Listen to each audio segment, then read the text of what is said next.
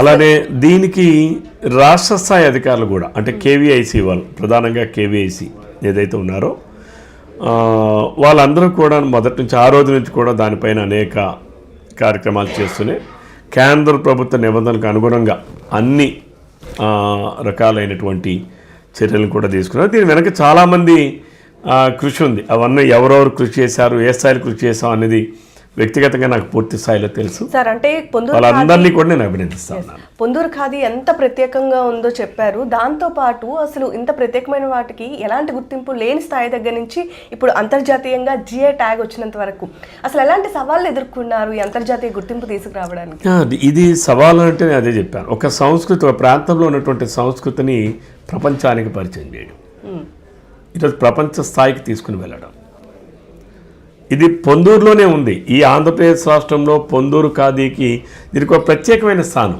భారతదేశంలోనే ఉంది. ఆ రోజు మహాత్మా గాంధీ గారు పొందూరుని సందర్శించినటువంటి పరిస్థితి, పొందూరు ఖాదీని ధరించేటటువంటి పరిస్థితి.